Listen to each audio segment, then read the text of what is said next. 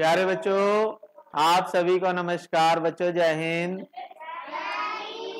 बच्चों आज की वीडियो में हम करने वाले हैं कक्षा 6 गणित अध्याय, इसमें 11 हैं, चर और अचर संख्याएं, और इसमें हम प्रश्नावली 11.1 करेंगे बच्चों। तो बच्चों अगर आप चैनल पे नए हैं या चैनल सब्सक्राइब नहीं किया तो कर लीजिए बच्चों, और वीडियो अच्छी लगे तो लाइक कर देना, और अगर अच्छी ना लगे तो आप अपना सुझाव जरूर देना। ठीक है बच्चों, तो चलिए शुरू करते हैं 11.1। तो इसमें देखिए बच्चों, इसमें पहला प्रश्न है आपके पास, क्वेश्चन नंबर 1। इसमें ये कहता है कि तीलियों के प्रतिरूप बनाने के लिए आवश्यक तीलियों की संख्या के लिए नियम ज्ञात करें। यहाँ तीलियां हैं, तीलियां होती है माचिस की तीलियां। ठीक है, तो माचिस की तीलियों से हमने क्या बनाना है? प्रतिरूप बनाना है। क्या बनाना है बच्चों? तो हम क्या करेंगे, जैसे टी बनाना है, पहले में क्या है? टी। तो टी, एक टी बनाने में कितनी तीलियां लगती हैं? 2। ठीक है, तो यहाँ पे इसका आंसर रहेगा बच्चों, एक टी बनाने में 2 तीलियां लगी। ठीक है, तो इसमें जो हमारे पास, अगर हम 2 टी बनाएं तो हमारे पास कितनी तीलियां लगेंगी? 1 और 2, यानी 4 लगेंगी। 2 दूनी 4। अगर 3 बनाते हैं तो 6 लगती हैं, यानी 3 दूनी 6। ठीक है, तो हमारे पास इसका नियम आ जाएगा बच्चों, नियम। यहाँ पे हम नियम लिखेंगे इनके। ठीक है, तो इसका नियम आ जाएगा, कितना आएगा बच्चों? 2n। 2n, क्योंकि n है कि कितने हम t बनाएंगे। तो n का मान आपने सभी में 1, 2, 3, 4, यानी ये कुछ भी हो सकता है आगे। ठीक है, n का मान अगर हमने 1 लेना, 1 टी बनाना, तो n 1 लेना, तो हमारे पास 2 संख्या 2 लग जाएंगी। 2 टी बनानी तो बच्चों आगे जैसे हमने लिख लिया, ये देखिए जेड में कितनी है? 1, 2 और 3 तीलियां लगेंगी, तो यहाँ 3n आ जाएगा। ठीक है, तो इसमें 3 तीलियां तो 3n आ गई। फिर आगे है आपके पास ऐसे ही सी में देखिए, यू में भी हमें 3 तीलियों की जरूरत पड़ती है, तो 3n आपने लिखना है। फिर उसके बाद डी पार्ट में वी अक्षर बनाने के लिए हमें 3 तीलियों की जरूरत पड़ती है। 3 की या 2 की? 2 की, तो 2 तीलियों से 2n आ जाएगा बच्चों। फिर ऐसे ही ई अक्षर बनाने के लिए हमें 5 तीलियों की आवश्यकता होती है, तो 5n आएगा।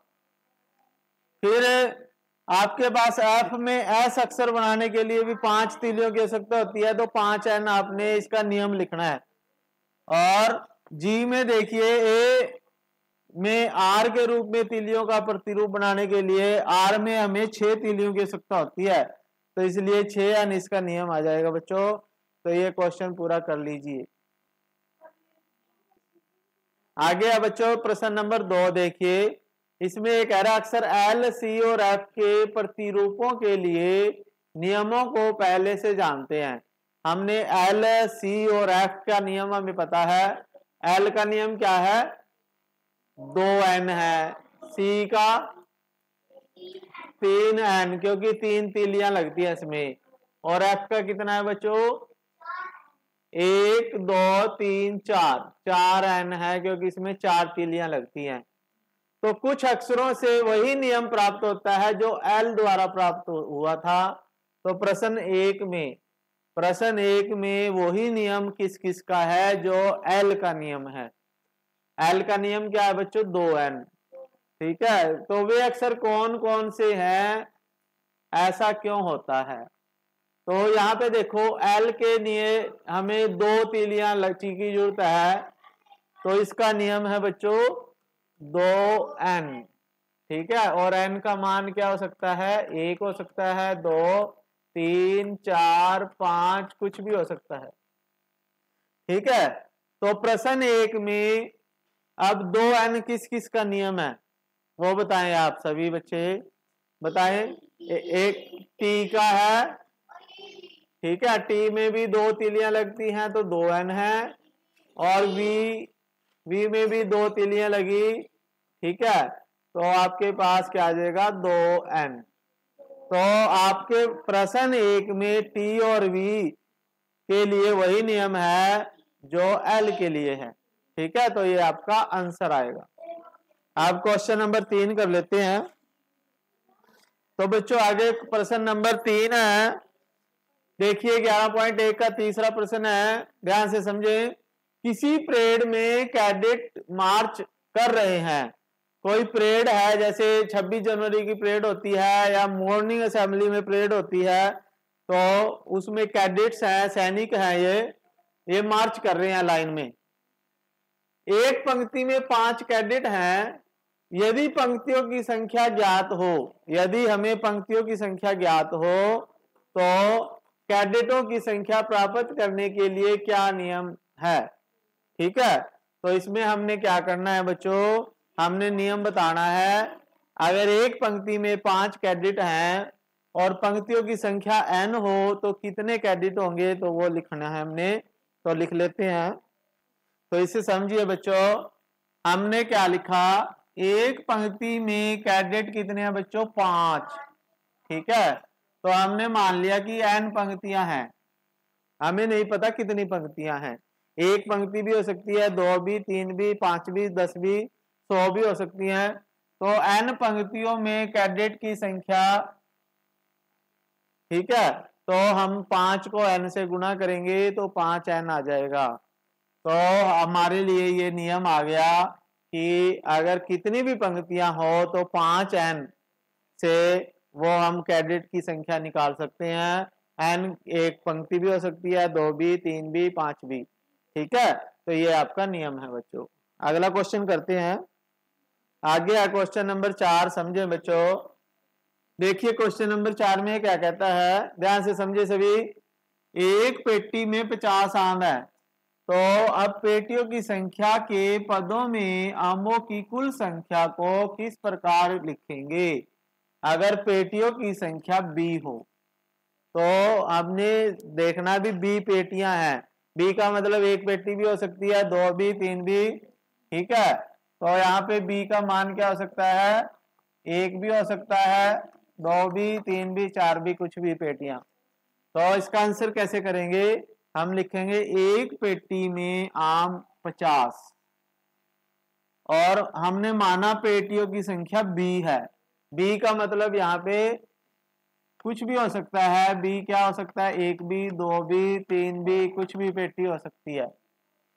तो b पेटियों में आमों की संख्या 50 गुणा b।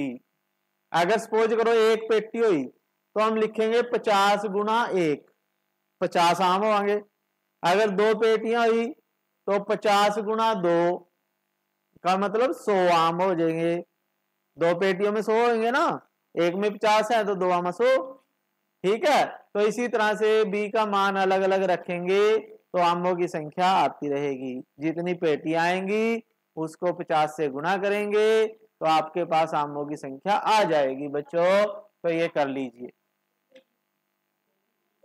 तो देखिए बच्चों, अगर एक विद्यार्थी को 5 पेंसिल देता है अध्यापक, तो विद्यार्थियों की संख्या ज्ञात होने पर क्या आप कुल वांछित पेंसिलों की संख्या बता सकते हैं।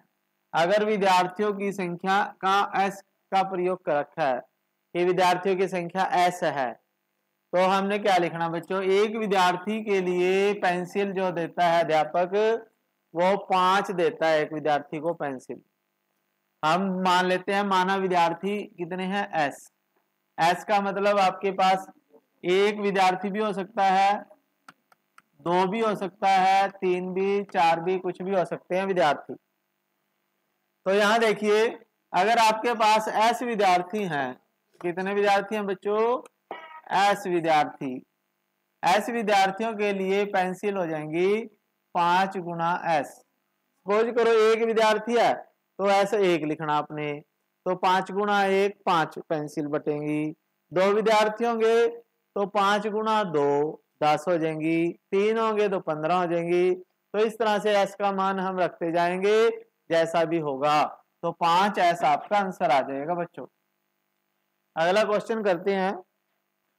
तो इसे समझे बच्चों, एक चिड़िया जो है 1 मिनट में 1 किलोमीटर उड़ती है और वो कहता है कि आप चिड़िया द्वारा तय की गई दूरी को मिनटों में उसके उड़ने के समय के पदों में व्यक्त कर सकते हैं। यदि मिनटों में उड़ने के लिए समय के लिए टी का प्रयोग किया जाता है तो हमने लिखना है बच्चों कि चिड़िया उड़ने का समय जो है वो टी मिनट है, यानी चिड़िया जो है टी मिनट के लिए उड़ती है। तो वो टी जो है 1 मिनट भी हो सकता है, 2 भी, 10 भी, 20 भी, 50 भी। तो हमने लिखना 1 मिनट में चिड़िया उड़ती है 1 किलोमीटर दूर तक चली जाती है उड़ के। ठीक है, ये देर खींचने 1 मिनट में 1 किलोमीटर तक चिड़िया उड़ जाती है। फिर हमने टी समय, जो टी मिनट का समय है ना, तो इसके लिए निकालना है। तो टी मिनट में चिड़िया उड़ती है 1 किलोमीटर गुणा टी समय। ठीक है, अगर जैसे टी का मान 1 मिनट लेते हैं तो 1 किलोमीटर उड़ती है, 2 मिनट लेते हैं तो 2 किलोमीटर, 3 मिनट में 3 किलोमीटर। तो इस तरह से ये टी किलोमीटर उड़ती है। तो ये आपका आंसर है बच्चों। तो इसे कर लीजिए। आगे बच्चों 7वां प्रश्न। राधा बिंदुओं से एक रंगोली बना रही है। राधा है, रंगोली बना रही है वो बिंदुओं से। तो वो कह रही है कि उसने एक पंक्ति, उसके पास एक पंक्ति में 8 बिंदु हैं। उसके पास एक पंक्ति में 8 बिंदु हैं। 8 पंक्तियों की रंगोली में कितने बिंदु होंगे? तो अगर 8 पंक्तियां हों तो उसमें कितने बिंदु लगेंगे? तो ये है। और 8 पंक्तियों में कितने बिंदु होंगे? 10 पंक्तियों में कितने बिंदु होंगे? तो ये निकालना है। तो हमने लिखा एक पंक्ति में बिंदु है बच्चों 8। एक पंक्ति में कितने बिंदु हैं? 8। फिर 8 पंक्तियों में बिंदु हो जाएंगे जैसे हमने पिछले सवालों में किया, 8 गुना आर। 8 गुना आर बराबर 8 आर लिख सकते हो आप इसे। फिर 8, अगर पंक्तियों की संख्या 8 हो जाए तो आर की जगह हमने 8 लिखना है। तो 8 पंक्तियों में बिंदु हो जाएंगे, 8 गुना आर की जगह 8। 8 गुना 8 64। ठीक है, अगर 10 पंक्तियां होंगी तो आर की जगह हमने 10 लिखना है। तो 8 गुना 10 बराबर 80 बिंदु। तो ये आपका आंसर है बच्चों। ठीक है, इसे कर लीजिए। आगे बच्चों प्रश्न नंबर 8 समझें। प्रश्न नंबर 8 में क्या कहता है ये कि लीला और राधा छोटी बहन है। लीला जो है राधा की छोटी बहन है। लीला राधा की, तो लीला जो है राधा से 4 वर्ष छोटी है। आप लीला की आयु राधा की आयु के पदों में लिख सकते हैं। यानी लीला की आयु जो है राधा की आयु के अनुसार लिखनी है हमने। और ये कह रहा राधा की आयु 1 साल आपने लेनी है। तो हमने लिख लिया, माना राधा की आयु बराबर x वर्ष।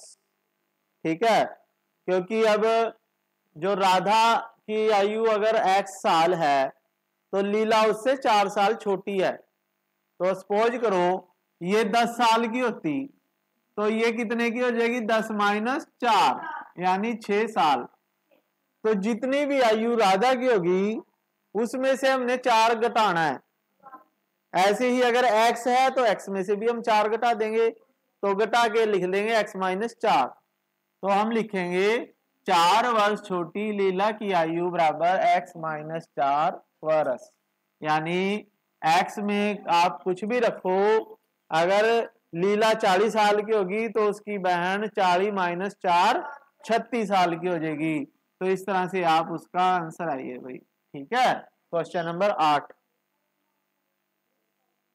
बच्चों अगला क्वेश्चन है क्वेश्चन नंबर 9। देखें समझें। माँ ने लड्डू बनाए। माँ ने लड्डू बनाए और उसने क्या किया, कुछ लड्डू तो मेहमानों और परिवार के सदस्यों को दे दिए और उन्होंने खा लिए, तो देने के बाद भी 5 लड्डू और बच गए भाई, 5 लड्डू शेष रह गए। तो यदि माँ ने n लड्डू बांट दिए, मेहमानों को और परिवार के सदस्यों को खिला दिए लड्डू, तो कुल कितने लड्डू बनाए थे माता ने? तो जैसे अगर मैं पूछूं भाई आपने 10 लड्डू तो खा लिए और 5 और बच गए, तो कुल कितने थे? 15 थे। कैसे करा? 10 में 5 जोड़ दिए, 10 जमा 5 किया ना। तो इसलिए अगर l लड्डू खा लिए और 5 लड्डू फिर भी बच गए, तो टोटल कितने लड्डू बनाए थे माता ने? l जमा 5। जैसे 10 जमा 5 किया तो वैसे ही आपने l जमा 5 लिखना है, तो कुल लड्डू l जमा 5 आ जाएगा आंसर बच्चों। ठीक है, ध्यान से समझो बच्चों। अगला क्वेश्चन है क्वेश्चन नंबर 10। संतरों को बड़ी पेटियों में से छोटी पेटियों में रखा जाना है। जब एक बड़ी पेटी को खाली किया जाता है तो उसके संतरों को 2 छोटी पेटियों में भर दिया जाता है और फिर भी 10 संतरे शेष रह जाते हैं। यदि एक छोटी पेटी में संतरों की संख्या x है तो बड़ी पेटी में संतरों की संख्या क्या होगी? तो हमने बड़ी पेटी के कुल संतरों की संख्या निकालनी है, तो चलिए कर लेते हैं इसे। तो बच्चों हमने क्या किया, देखिए ये कह रहा है कि एक छोटी पेटी में x संतरे आते हैं और 2 छोटी पेटियों के संतरे बड़ी पेटी में गिर जाते हैं और 10 संतरे और आ जाते हैं उसमें। ठीक है, तो एक छोटी पेटी में संतरों की संख्या x है, तो 2 छोटी पेटियों में कितने होंगे? x जमा x 2x, या 2 गुणा x कर सकते हो आप। तो 2x संतरे आएंगे 2 पेटियों में छोटी, और वो कह रहा है कि बड़ी पेटी में से छोटी पेटियों में रखते हैं ना, तो 2 छोटी पेटियां भर जाती हैं और 10 संतरे और भी रह जाते हैं, यानी शेष संतरे कितने हैं? 10। 2 पेटियों में संतरे हैं 2x और 10 संतरे और शेष हैं, तो कुल कितने हो जाएंगे बड़ी पेटी में? तो बड़ी पेटी में कुल संतरे हो जाएंगे ये जमा ये, यानी 2x जमा 10 बराबर 2x जमा 10 संतरे आपका आंसर है बच्चों। ठीक है, कुल संतरे आ जाएंगे 2x जमा 10। इसे कर लीजिए। 11वां प्रश्न है बच्चों, इस प्रश्नावली का लास्ट क्वेश्चन है, सभी ध्यान से समझे बच्चों। इसमें देखिए तीलियों से बने हुए वर्गों के नीचे प्रतिरूपों को देखिए और ये वर्ग अलग अलग नहीं है। तो संलग्न वर्गों में एक तीली उभयनिष्ठ है। इस प्रतिरूप को देखिए और वह नियम ज्ञात कीजिए। तो इसमें क्या करना है, जो वर्गों की संख्या के पदों में आवश्यक तीलियों की संख्या देता है, यदि आप अंतिम ऊर्ध्वाधर तीली को हटा दें तो आपको C का प्रतिरूप प्राप्त हो जाता है। तो इसमें आपने बताना है बच्चों, जैसे इसका नियम बताना है क्या आएगा। तो ये प्रतिरूप दे रखे हैं, जैसे ये देखो इसमें क्या है, एक तीली हटा दें अगर हम, तो 1 C आ जाएगा। ये कितना आएगा? ये देखो यहाँ पे 1 C है, यहाँ पे कितने C हैं? 1 और 2 C और 1 तिल्ली। ठीक है, और यहाँ पे 1 C ये है, दूसरा C ये है, तीसरा C ये है और 1 तिल्ली है। ठीक है, यानी 1 फालतू तिल्ली है सब में। तो 1 C का नियम क्या लिखा था हमने? 3n कितना था बच्चों? ठीक है, तो इसमें देखिए आपने क्या करना है, 3n और 1 तिल्ली जमा करनी है। 3n जमा 1 क्या होगी बच्चों? जैसे इसमें क्या लिखा, 3 जमा 1 आ गया। इसमें कितना आया? 3 और 3 6 जमा 1, इसमें 9 जमा 1, इसमें ऐसे ही 12 जमा 1 होगा। ठीक है, तो आपके पास इनका प्रतिरूप नियम जो होगा वो 3n जमा 1 आ जाएगा। इसका आंसर क्या आएगा बच्चों? 3n जमा 1। ठीक है, अभी बी पार्ट अगला भी देखेंगे, आगे भी है क्वेश्चन, इसे उतार लें जल्दी।